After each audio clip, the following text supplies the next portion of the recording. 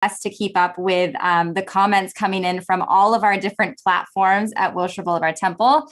But we want to say welcome and thank you for joining us for what I know and I actually hope will be a meaningful and informational discussion for so many.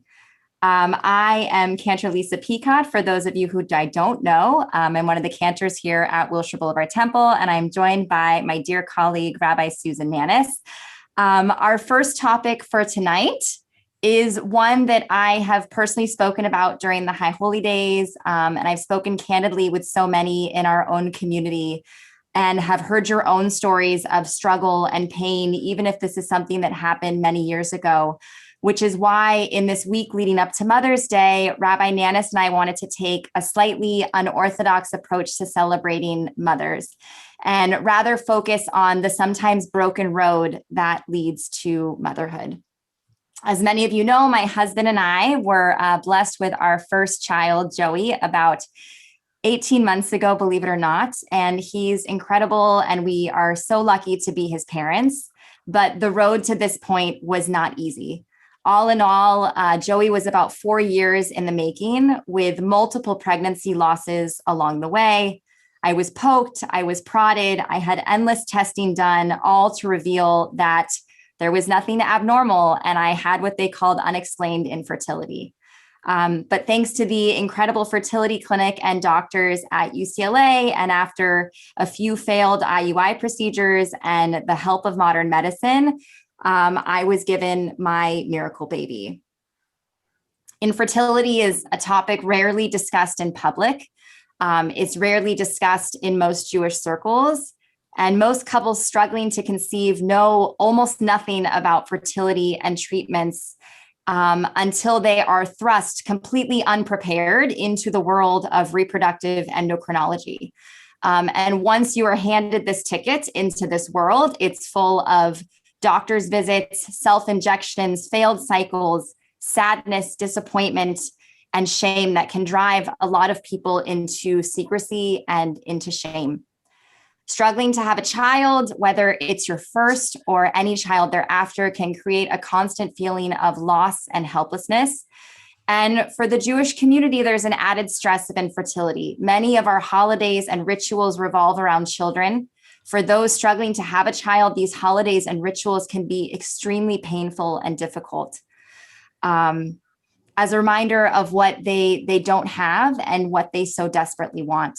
From a religious perspective, you know from our description that in the very first chapter of the first book of the Bible, God commands humankind to be fruitful and multiply. Genesis 1 reads, God blessed them and God said to them, be fruitful and multiply and fill the earth. Infertility means not being able to get pregnant after at least 1 year of trying, or 6 months if a woman is 35 or older. Women who can get pregnant but are unable to stay pregnant, which is what I was, may also be considered infertile. About 10% of women, 6.1 million in the United States, ages 15 to 44, have the difficulty getting pregnant or staying pregnant, according to the CDC. The rate of infertility within the Jewish community is actually higher than the national average, 1 in every 6 compared to 1 in every 8. So what are we supposed to do and how are we supposed to feel when we cannot do the very first thing we are commanded to do in the Torah? Where can we look in our robust tradition for support, validation, and assurance?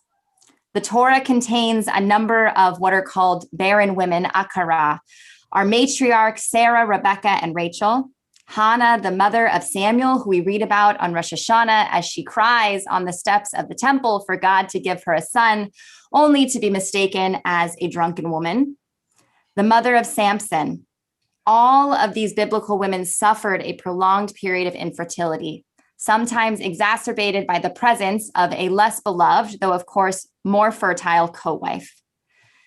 So as my husband and I searched for answers and we prepared ourselves financially for the insane cost of IVF treatment, as a cantor, I found myself searching for something other than a list of the best doctors or the next test I needed to take or the home remedy for pregnancy or what insurance covered or didn't cover. I was hurting. I was in mourning, and I needed a spiritual approach and understanding to what we were experiencing as a couple. I needed my experience to be grounded in my own Jewish tradition. And that need is what brought me to our first speaker tonight, which is Rabbi Idit Solomon, who I met when I was searching for answers. Rabbi Solomon is the founder and CEO of Hadisah. Her background spans from corporate America, accounting, technology, Jewish summer camp, synagogue boardrooms, etc. She holds a BS in applied science from Miami University and earned her master's of Jewish education and her rabbinic ordination from HUC-JIR in Los Angeles. Hi, Idit. How are you? I'm great. Thanks for having me.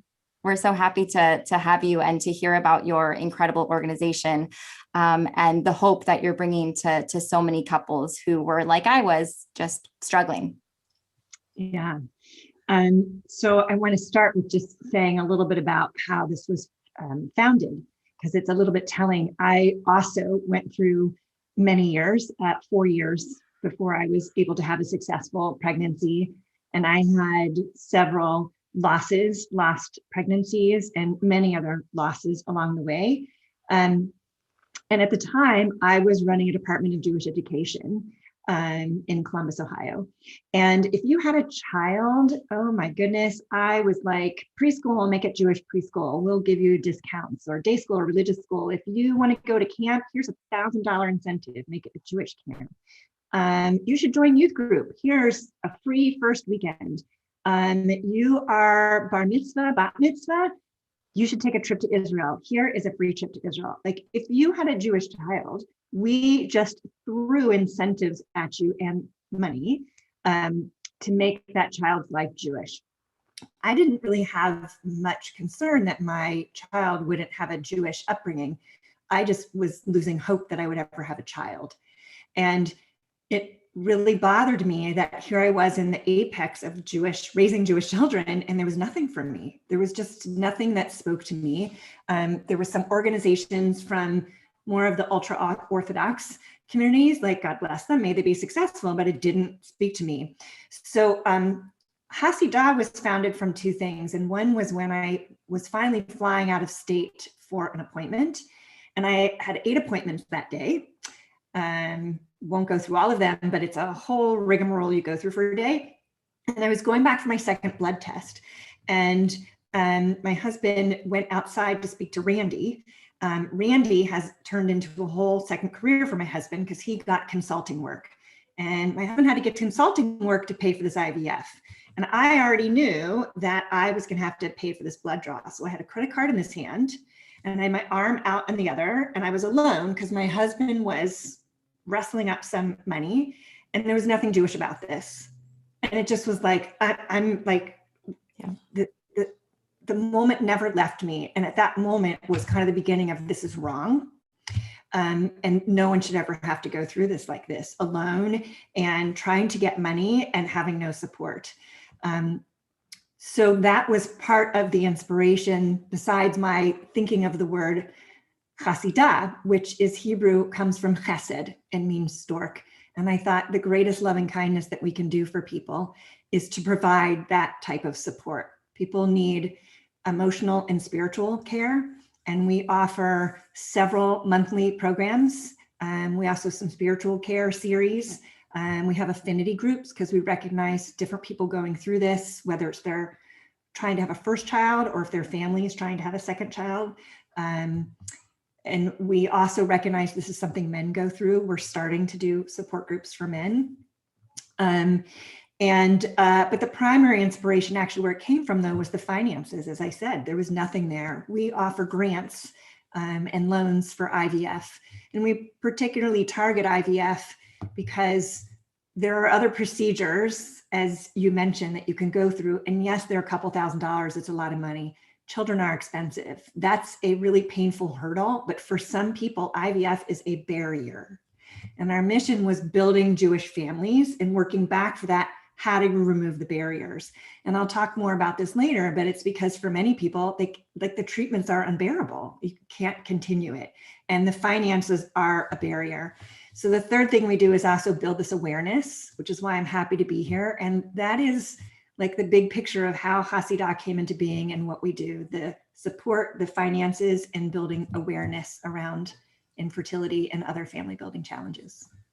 Beautiful. I think one of the things that when I was looking for answers that really stood out with your organization was that support and that like deeply grounded in a Jewish place. Like I'll speak from my own experience when I was going through the IUI treatments, you know, you're in a stark room and the nurse is like, this is like the fifth one she's done of the day. And you've been there all morning. And this just isn't how you imagined that your child would come into the world. And you had given me a meditation that once the procedure was over, that I could just lay on the table and just, it was like the Shema. It was like a mantra that I was just going to say over and over again, that I was worthy of having a child, and that like the mothers that came before me.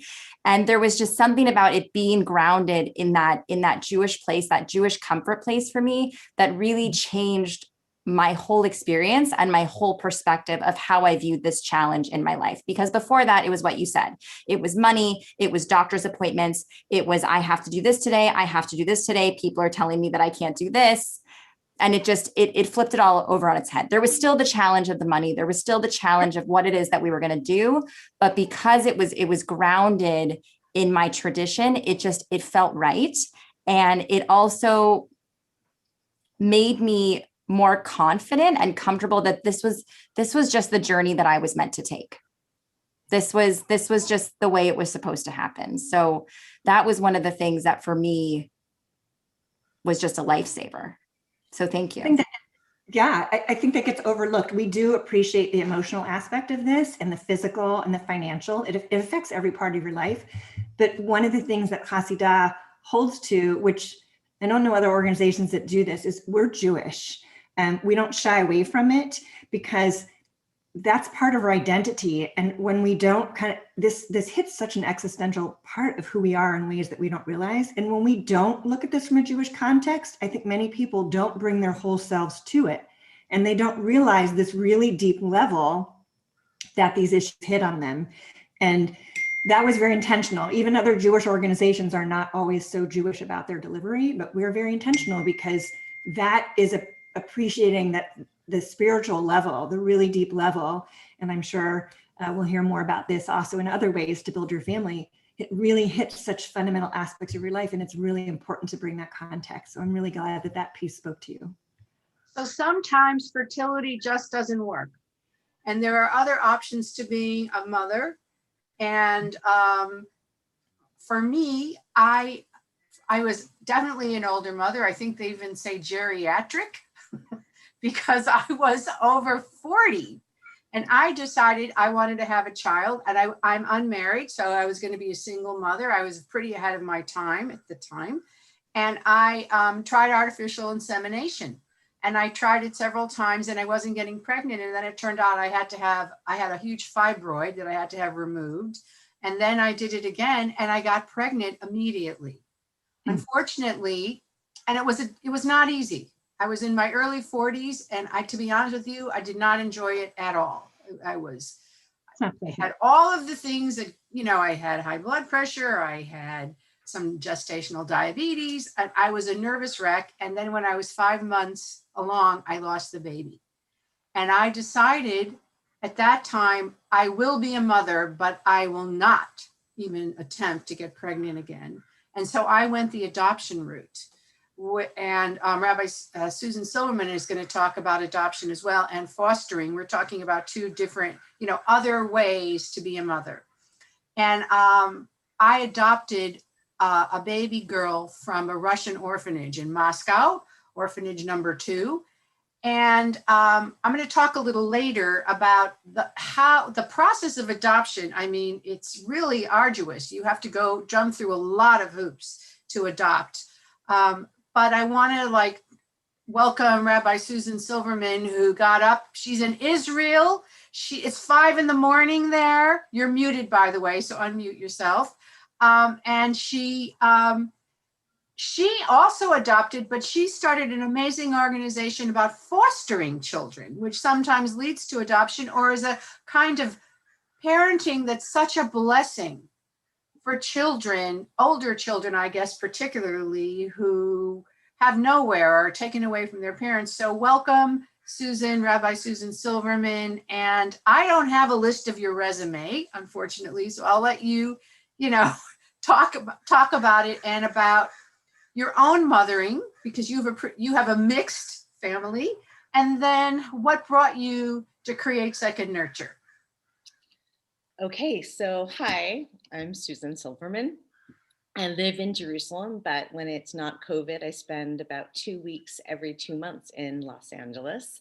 And indeed, I didn't realize you're from Columbus. We have to connect because I'm also working in Columbus for Second Nurture, and I've fallen totally in love with Columbus, but I'm going to stop there because I could just really lose it over Columbus. I just love that city. So, and I love LA, but I haven't been there obviously in a long time. We've been working remotely. So my organization, Second Nurture, we partner with synagogues in LA County to help them to prioritize, to educate their communities about the need for foster families in LA County, which is very high, and to help them to prioritize fostering among their membership. And Wilshire Boulevard Temple was our first partner and are still our largest cohort. But we have over 50 families now among 3 different synagogues who have stepped up and are either in process, have a foster child home, or have completed adoption. So we have lots of growing families, and we support those families.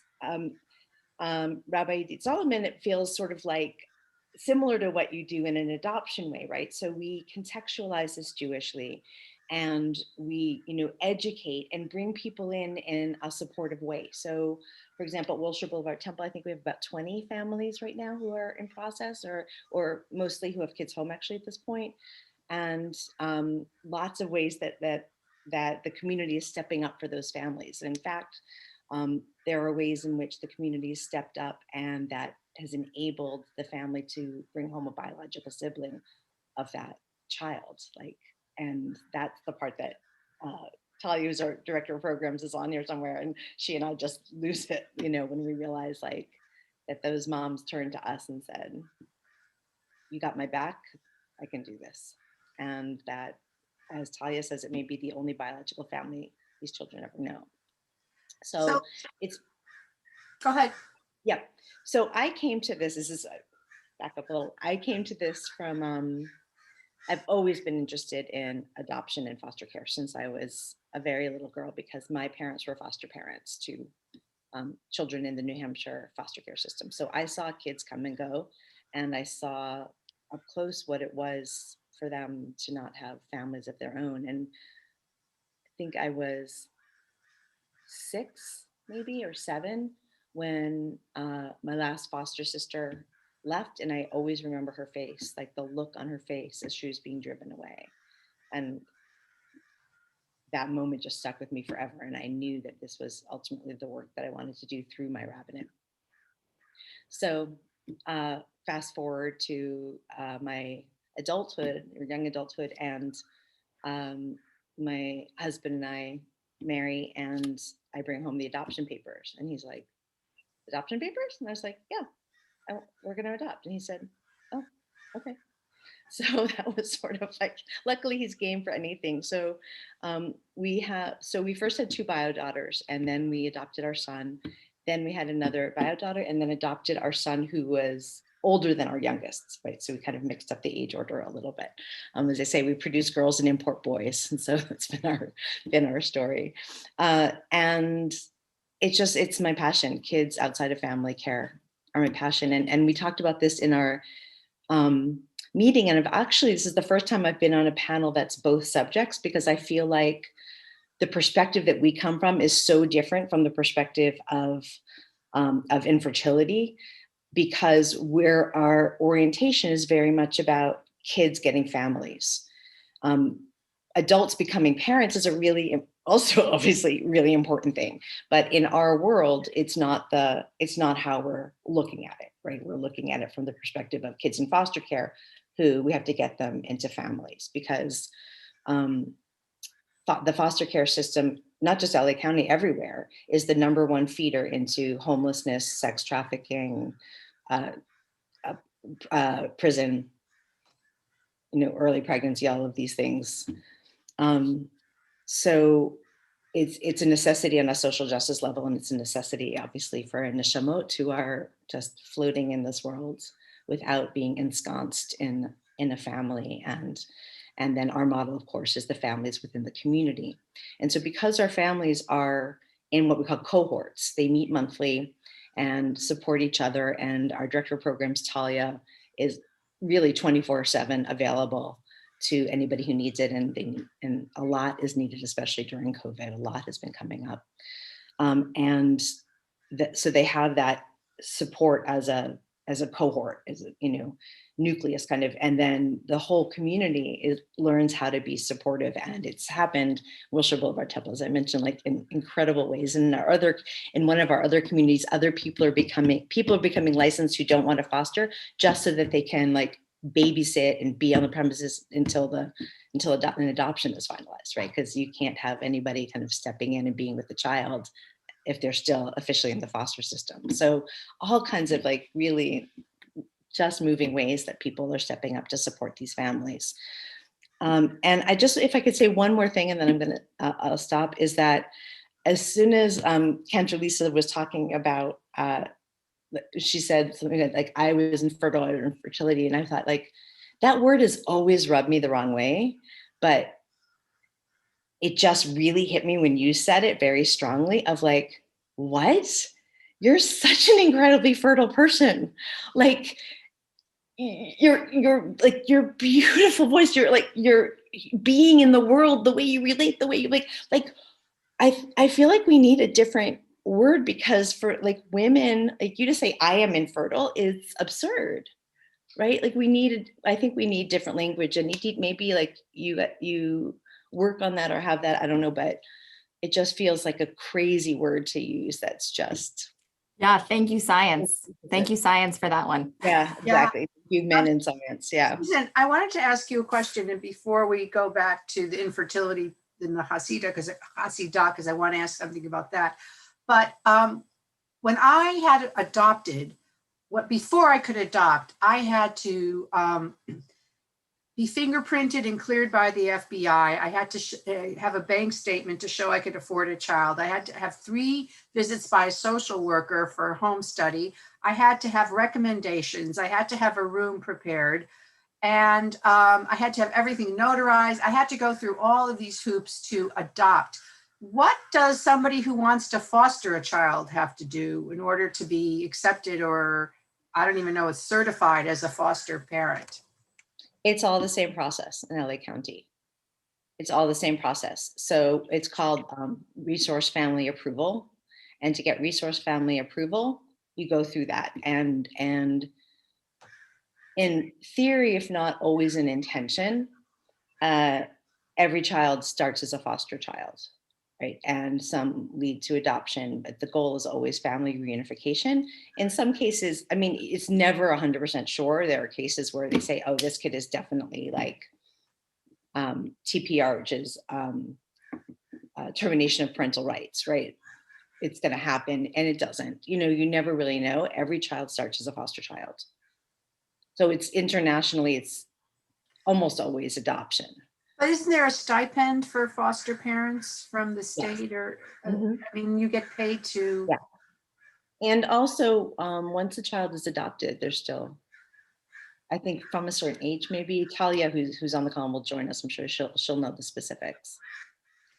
And Idit, I'm curious, like, how can you talk a little more about the spiritual support and the different techniques or the different things you offer? Because I just heard from Lisa about, a meditation, which sounded amazing. I mean, I was thinking we all need a meditation. We all need spiritual meditations. But what else? What other kind of spiritual support or practices do you offer or teach? You're muted. You're muted. I did not want to be that person. Okay. So it's a great question. There are I think that to some degree, I focus more so on looking for where people are, because what I found is the majority of people, when they come to Hasidah, they don't actually, I don't mean this to be immodest or anything like that. I know so much, but they're just not aware of what their need is. Many people, because this hits at a level that they're just, I mean, you assume that you're going to have children, most of us do, and that there's going to be a legacy. We've never conceived the world. So to ask the question, wait, what does that mean if I never have children, if there's no one, like it's so many people, and if you're in treatment, you're so focused on getting through treatment, you're not processing these things. So I usually look for hints of what people are going through. I would say the counseling is done. I do a lot of counseling myself through phone calls, and sometimes it's subtle and people call for a grant and then they end up realizing what's happening. That's actually probably the most important conversations I have, is when people just are calling, and then we have them in groups. But I'll speak about two in particular. I have Hasidah focuses on like 5 areas of spiritual care, and I can speak to 2 of them to get you an idea. And I like these 2 because they're actually both inspired from my learnings from Rabbi Rachel Adler, who was Dr. Rachel Adler at the time and my teacher. And she talks about them, and I've incorporated them into spiritual care. And one of them is lament. It's a very Jewish tradition. In the Bible, we have the lamenting women. They literally bring in women to cry. And the idea is because you want people to cry. You need people to mourn. And one of the things about today is we're really detached from our feelings. And we don't want to be sad. We want to say, I can do this. I can get the next treatment and I can go through this. But there's a couple things about it, is that we disconnect. When we disconnect from ourselves and our feelings, we disconnect from God and we disconnect from others. And the ability to promote and allow for lamenting, because there's a lot of loss and a lot of grief, allows people to connect to themselves in the sadness, because you can't, it's going to stay, the grief stays there until you address it. And letting people lament the loss of privacy, the loss of finances, the loss of dreams, the loss maybe of a pregnancy. And to be able to let it out, it's not the same as complaining, but just letting people feel the sadness is a really spiritual experience if you recognize it's part of reconnecting to yourself. And for many people, it's about reconnecting to God. Until you lament and let that out, it doesn't happen. Where does that happen? Is it private? Is it to your spouse? Is it in the group? Where do you, or does it matter, or how, where do you lament? Most of what I do is give people permission to do it, to be quite honest. No one's giving people that permission. We do a lot of just allowing. It's okay.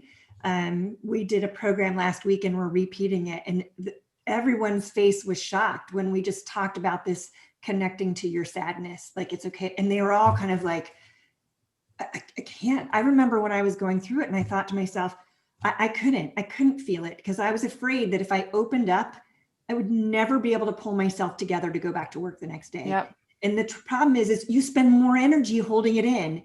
You need to lament. And sometimes you need, I am the crier in the Bible. I'm giving you permission. I'm letting you know how much this hurts so that you can let it out and you can witness the pain of this. People can't move on, which, by the way, is a lot of times why people can't move to adoption. You have to grieve before you can take the next step, and many people don't. So lament is a really big part.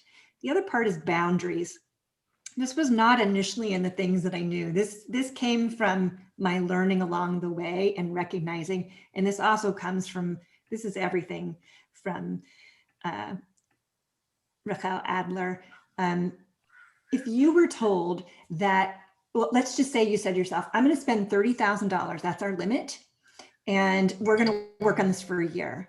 But what happens if you're 11 months into it and you had your last procedure and you got pregnant? So now you know you can get pregnant, but it's going to cost you $5,000 to do the next thing, and you're going to be into a year and 3 months.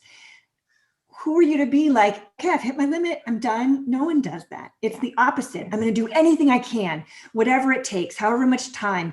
Yes, my marriage is falling apart, but I want to be a mother and I'm going to do this. And slowly, slowly, slowly, again, it's that loss of self. That's the commonality, is that people lose their boundaries. All of a sudden, whatever it takes, however much time, we're going to borrow money, we're going to take out of our retirement, I'm going to stop going to my friends. Another boundary is, I'm fine, I'm going to go to the baby shower because I can handle this.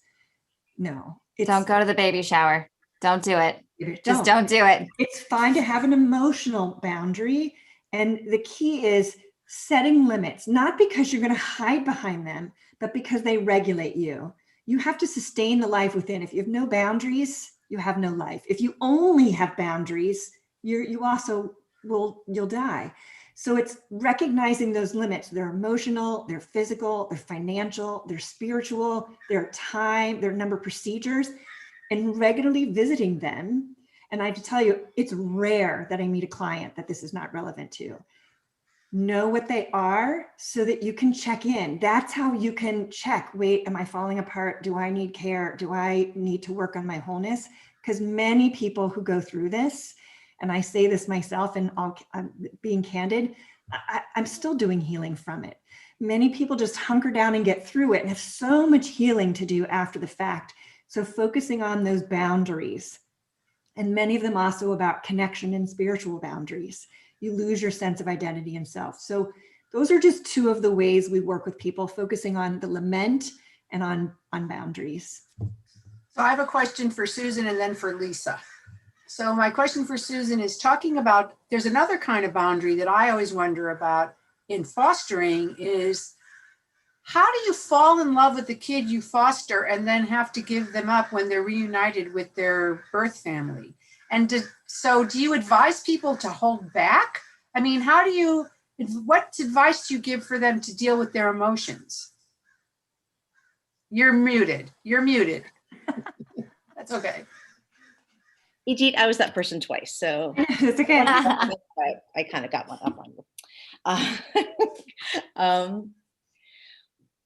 Well, it's not so much advice. I think sort of like what Idit was saying, like it's not so much advice as guidance and support in it. So as I said, like, our perspective is from that of the child in the system, right? And so from that perspective, a child who is going to get reunited with birth family, or is likely to, or is possible that they will, is just as in need right now as being held really tight as any child, right? And so what our families who do that are doing are they are going to suffer that sadness so that that child can have that love.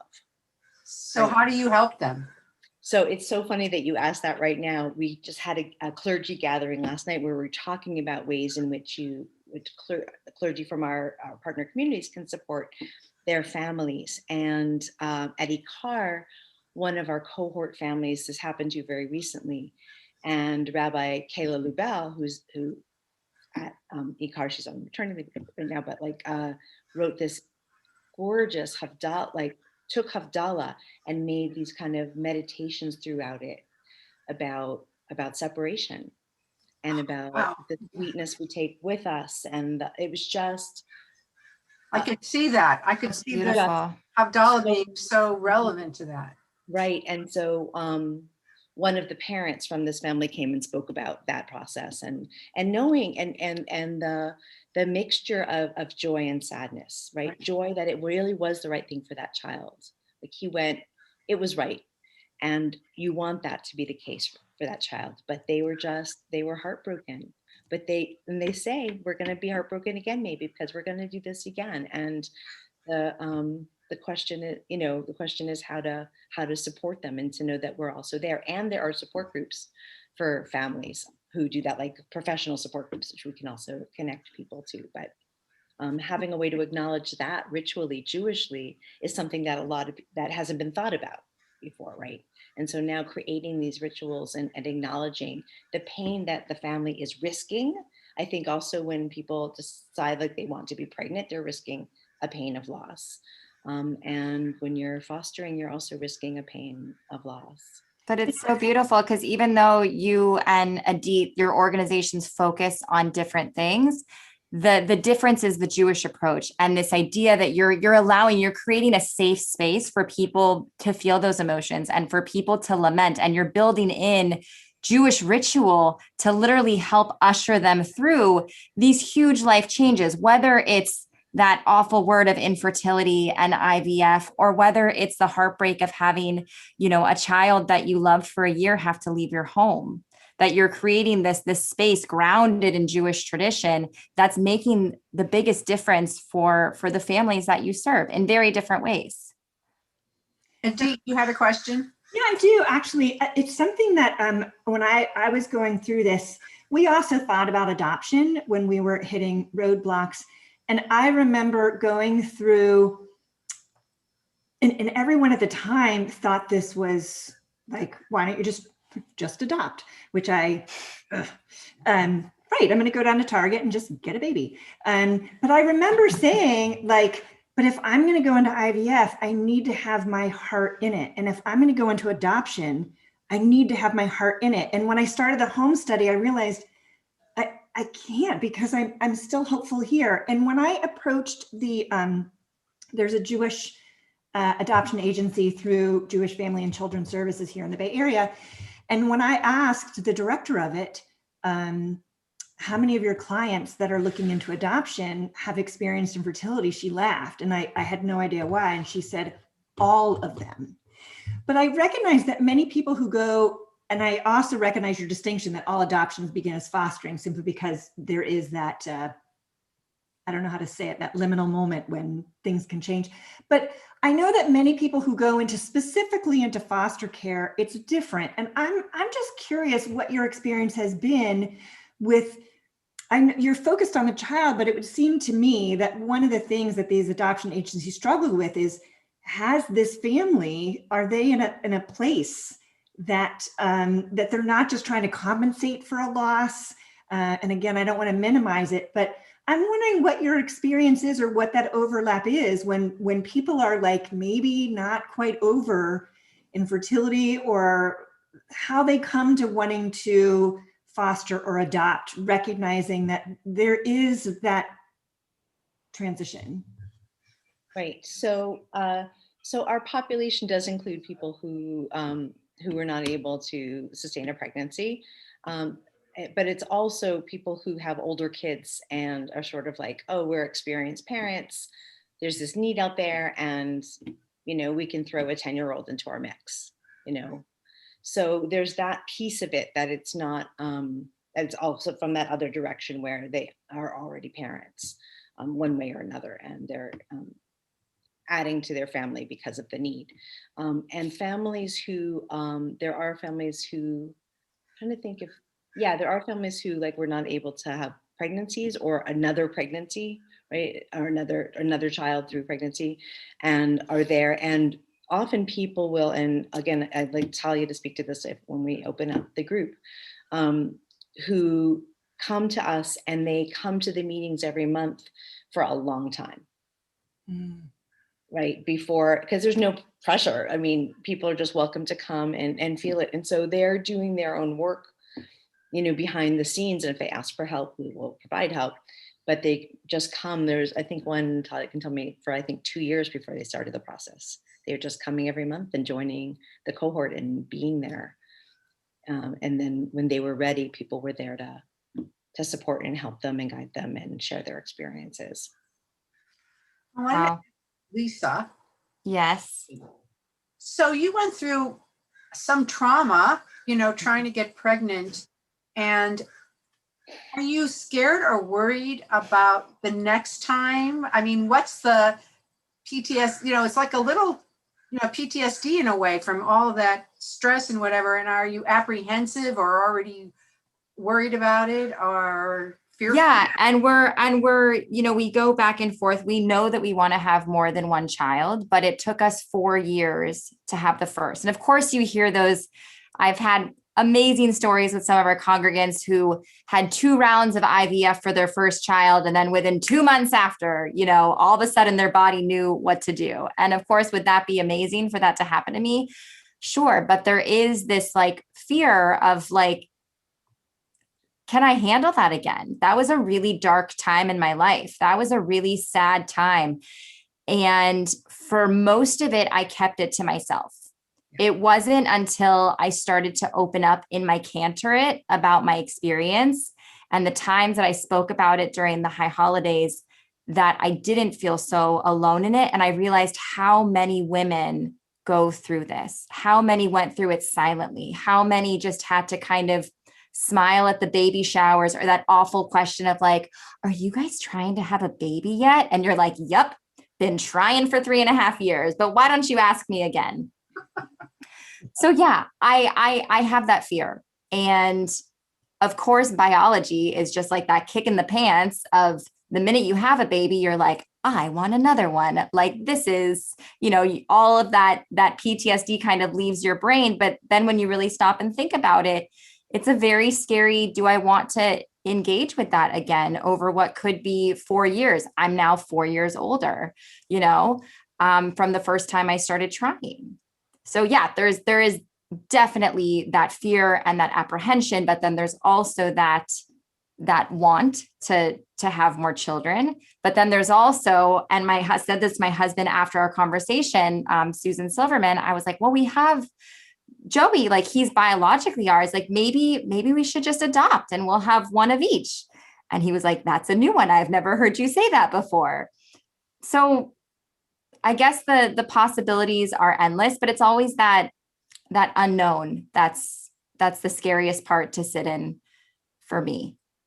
But because of my being open and because of organizations like Hadisah and what you're doing for your families with Second Nurture, that supportive community and those cohorts that you guys are building, and for people to know that they're not alone in what they're facing, that's the difference. I had looked into other organizations and it was like, yep, here's the application, send it in, we'll send you money.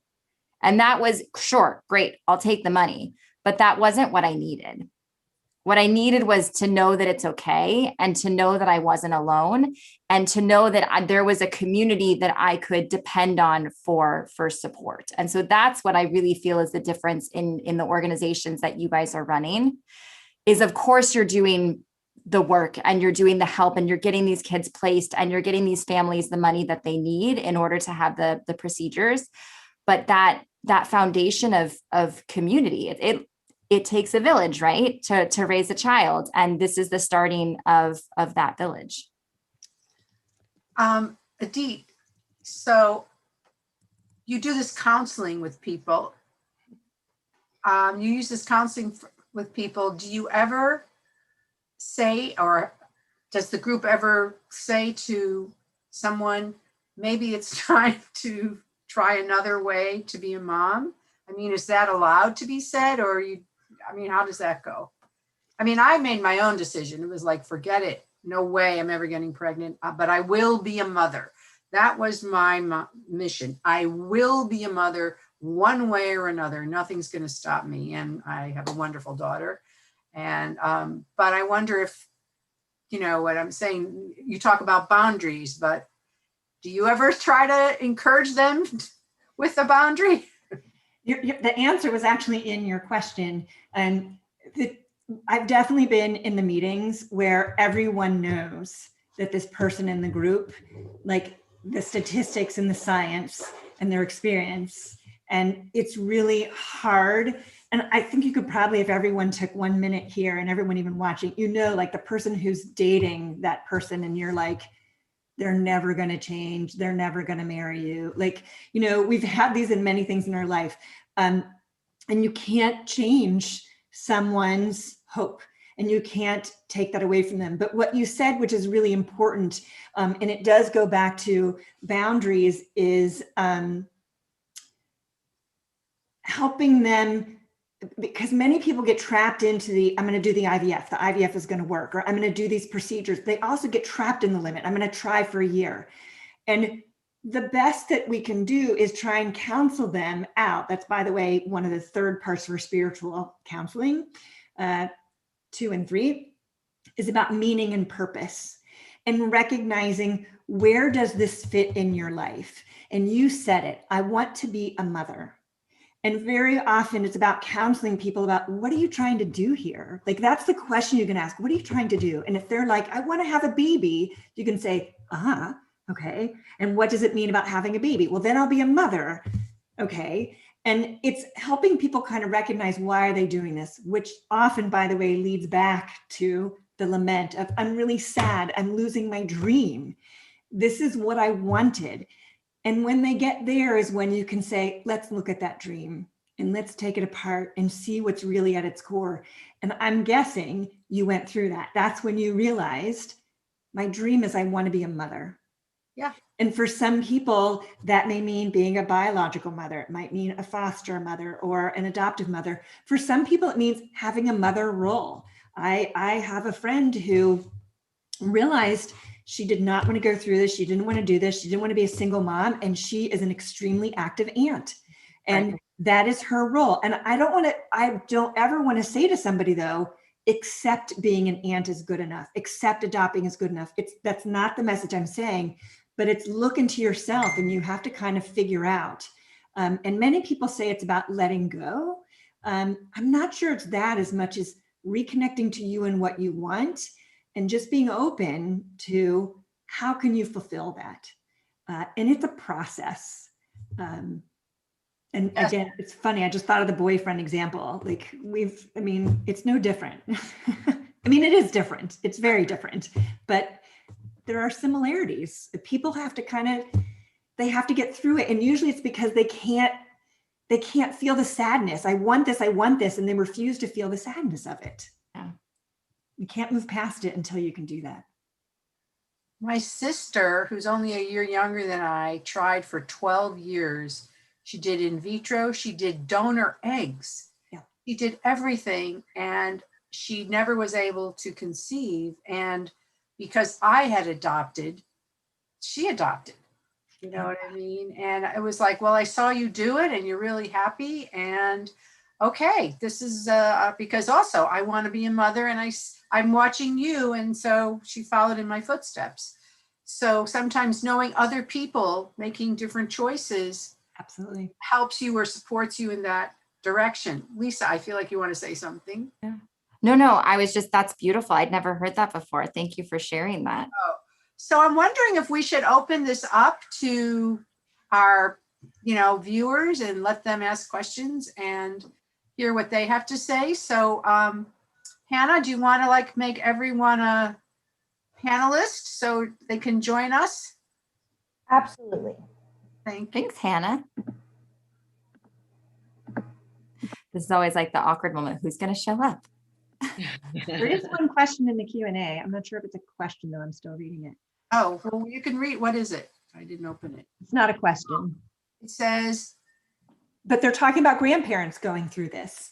And if you're a parent of someone who's going through this, which I get a lot, I do get calls from hopeful grandparents about how do I support someone going through this, which I think is really significant. It sounded like, Lisa, you wanted to respond to that. So no, I mean, that's a huge part of it. There's this situation. So infertility and the journey of that is something that affects the entire family. My own mother, who never had really many issues like I did, had to watch me go through this. And she didn't necessarily know. She was so supportive and she was so loving, but she didn't know what to say to make this better.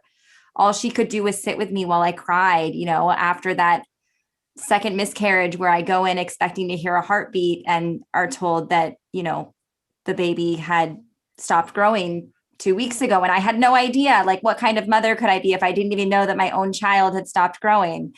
So the support that for grandparents and for husbands who, I'm so glad that you're doing things to support the spouses, Idit, because that's a huge part of it. They're literally not walking through your same shoes. They don't have to go through the test. They don't have to go through the pokes and the prods, but they still want to be supportive partners. I would add to that. It's a really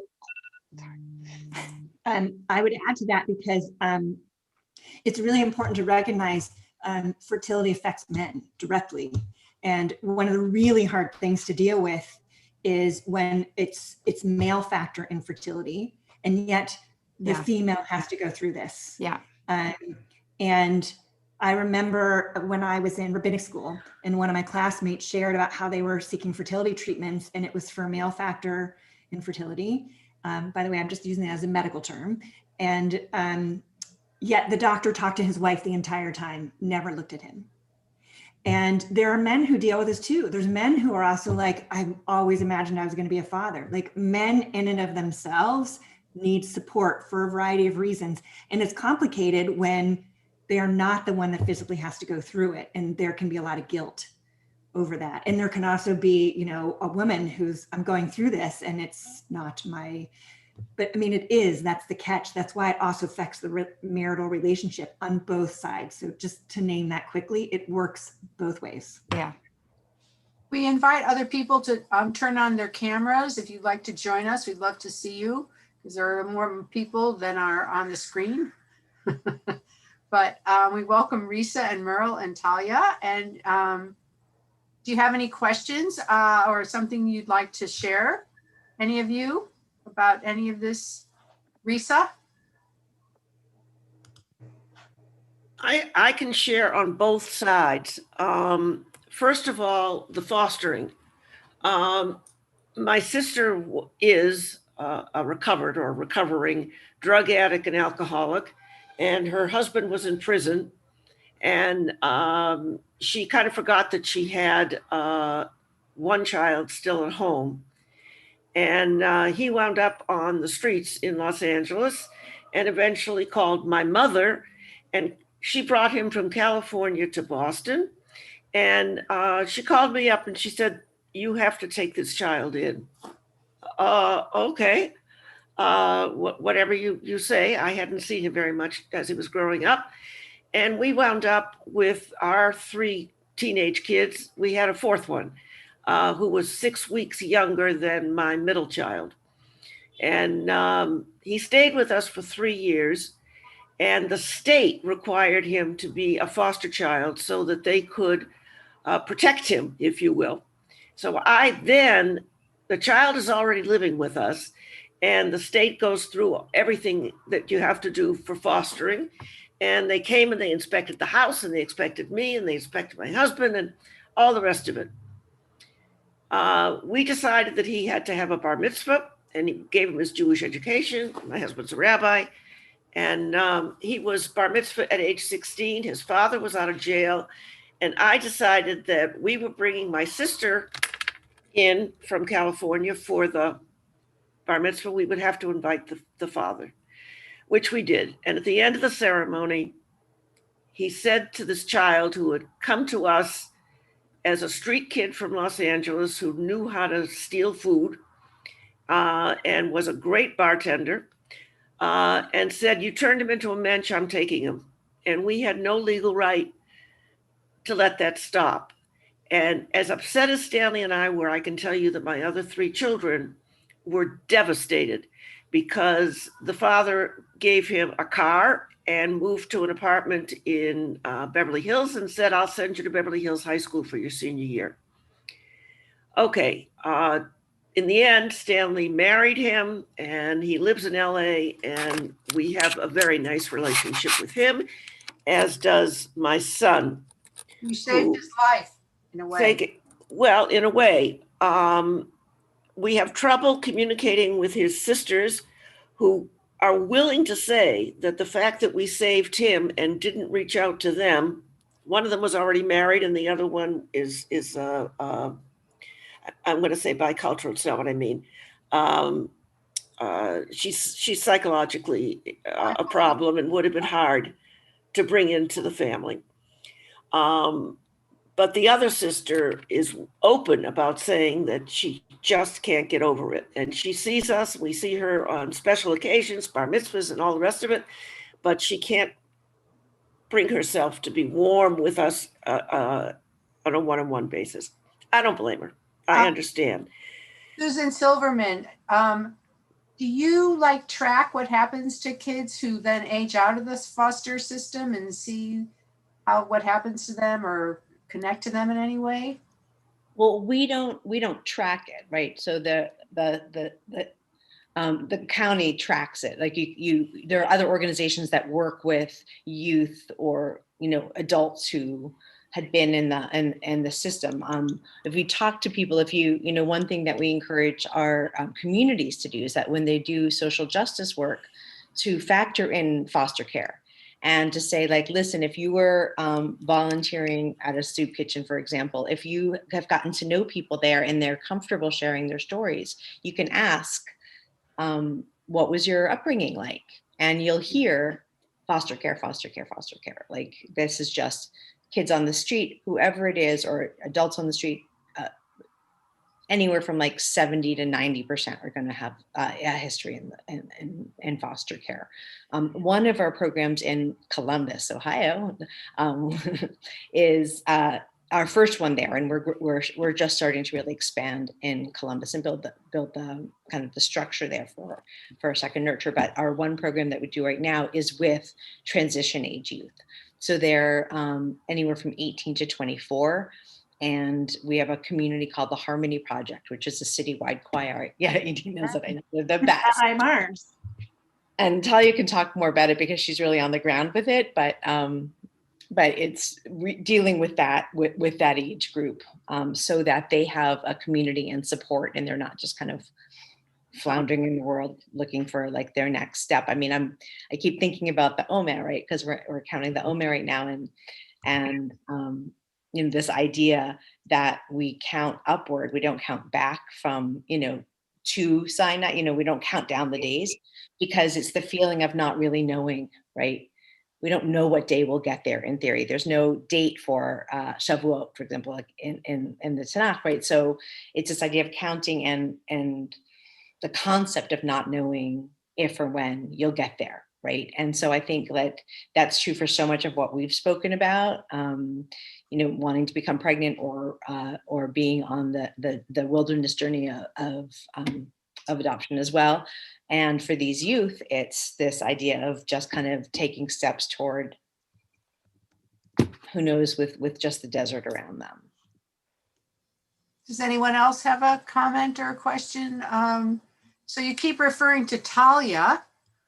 There's Talia. What's your role in Second Nurture? Hi, this is wonderful. Thanks for having this, putting this together. I'm the director of programs at Second Nurture, and I work with Hannah Gohl. Wish I could see your gorgeous face. Maybe Hannah, you can join us. That I'm. Hi, Talia. And Cantor Lisa, hi. So we have families. We have families at Wilshire Boulevard Temple. We have other synagogue partners with families, as Rabbi Susan said, and all there are two Rabbi Susans. Rabbi Silverman said all stages of exploring foster care and adoption. I emailed Cantor Lisa to say. No, sorry, nothing. I realized I sent something to the group. I meant just to send to Edith. About Sharon Mars. Yeah. That's awesome.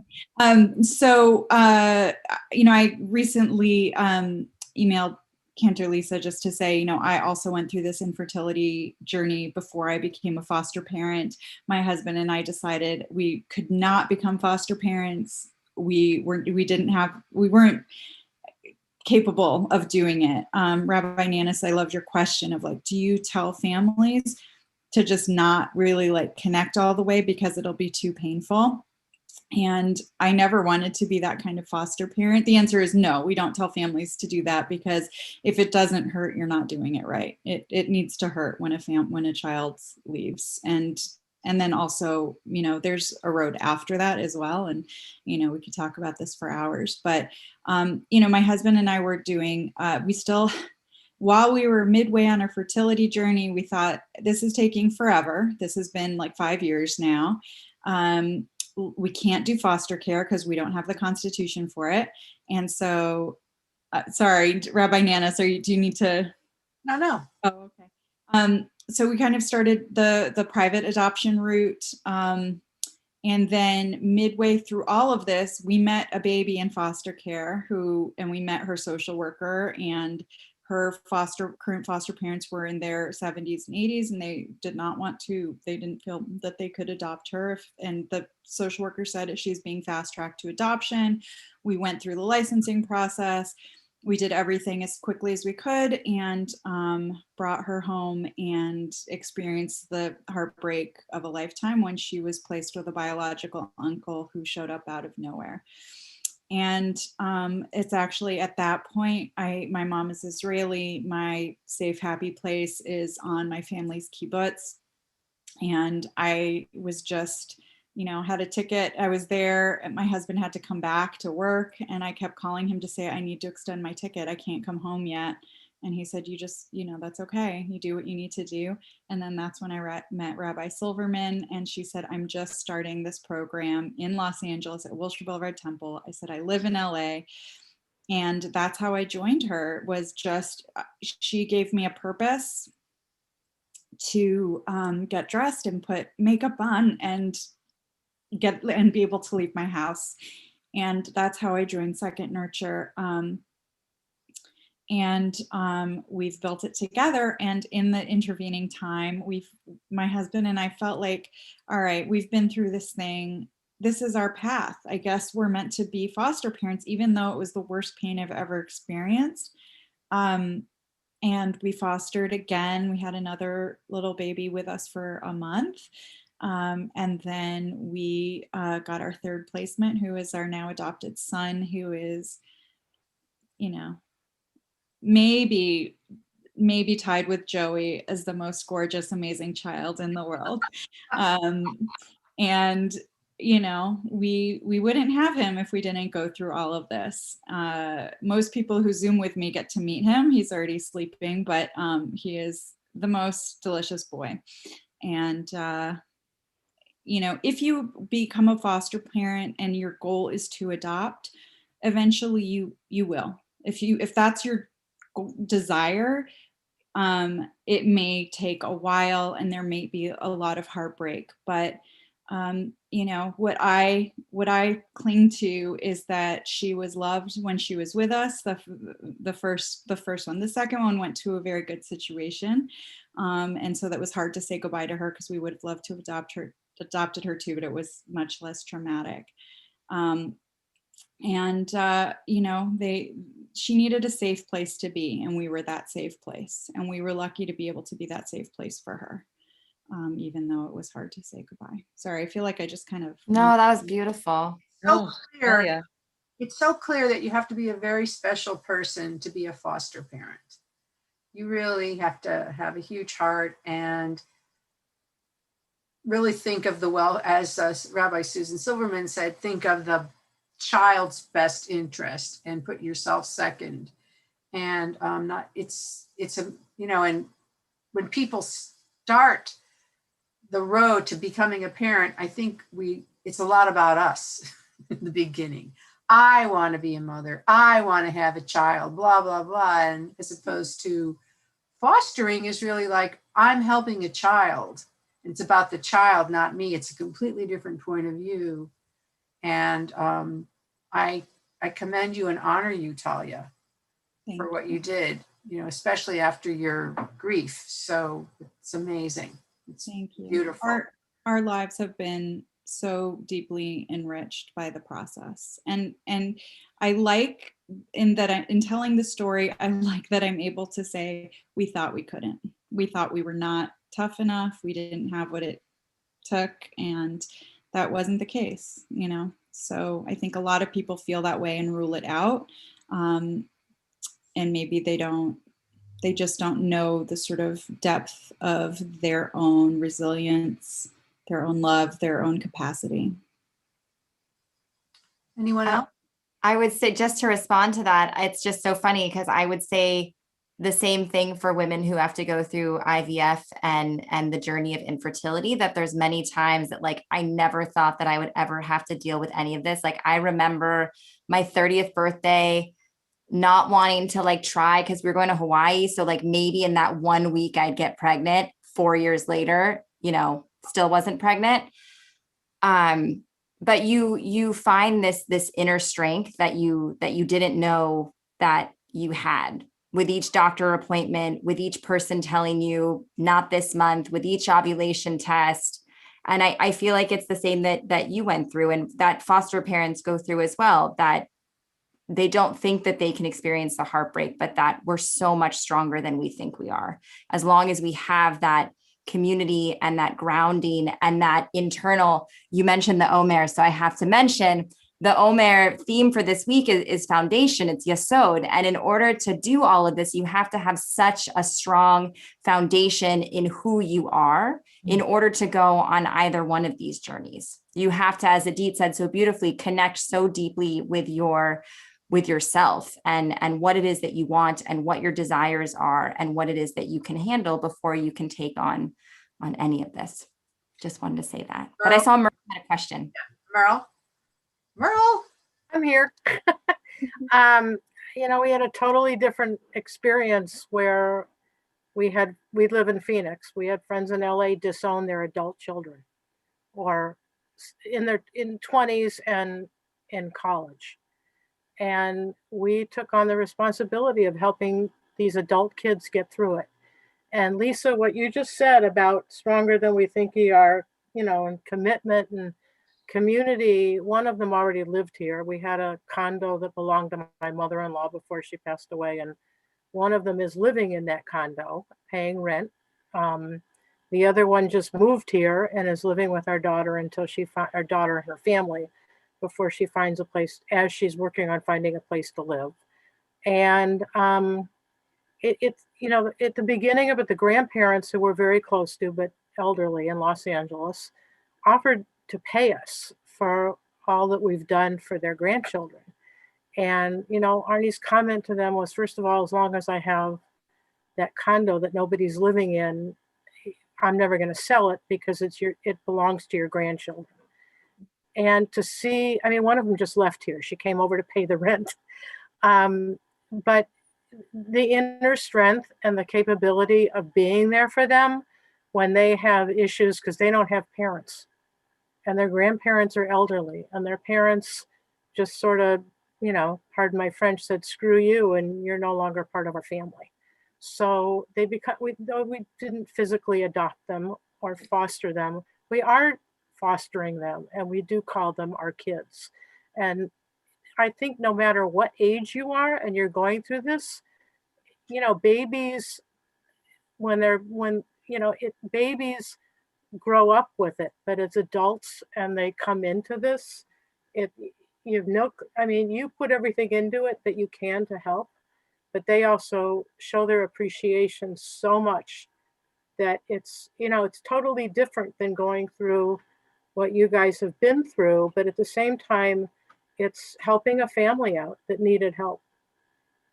that's beautiful.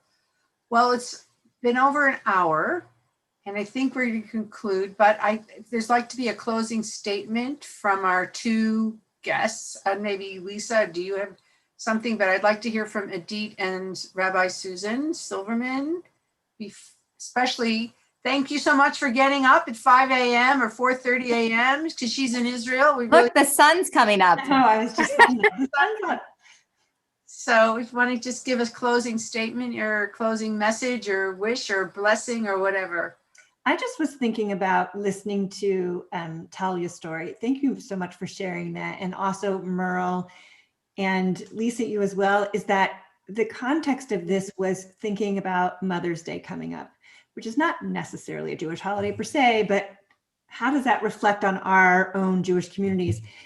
And the stream that was going through so many of these stories was that, or at least for me, my take on it, is that we have so many assumptions that we just don't realize that we have about the way becoming a mother will happen, or about what the mother role is going to be, or who am I going to mother, or, you know, what are other family members going to do? And it was just really beautiful to listen how in every single one of these stories, someone had kind of something different face them. And it just made them question, not in a bad way, but kind of go, huh, you know, I'm not sure if I knew I had that assumption. Like, I assumed I couldn't foster. I assumed I was done parenting.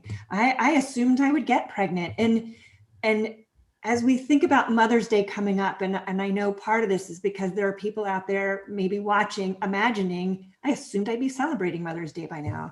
But just to recognize that part of this is about recognizing how we look in ourselves, and that motherhood can come in many different ways, and there are many different ways to get there. And I really learned a lot. Thank you so much, Susan Silverman, also from learning from you too. So just want to close on that, recognizing that as we think about going to motherhood and we prepare for it, kind of recognizing there's really a variety of ways, and there's also so many resources in the Jewish community to bring support to however those paths lead you.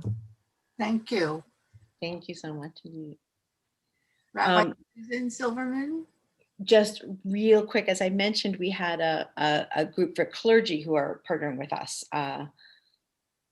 yesterday morning LA time. And Talia, was it Ronit Sadok who talked about, you know, we have the term traditional families, but if we look biblically, a traditional family looks nothing like mother, father, two biological kids. I mean, it's all over the map, right?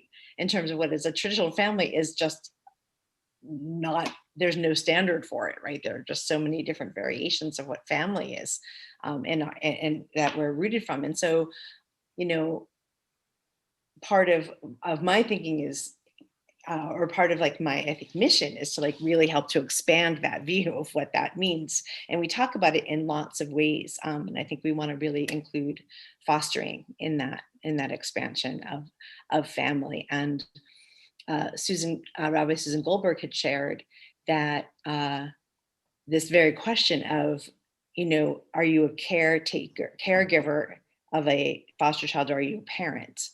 And that question came up in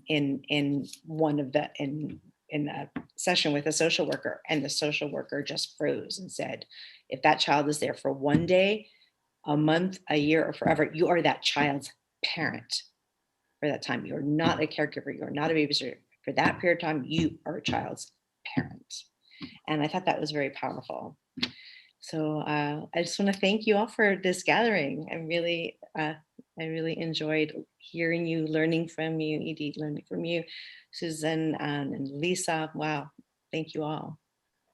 Thank you all. This has been everyone. amazing. And yeah, thank you to our two amazing guests.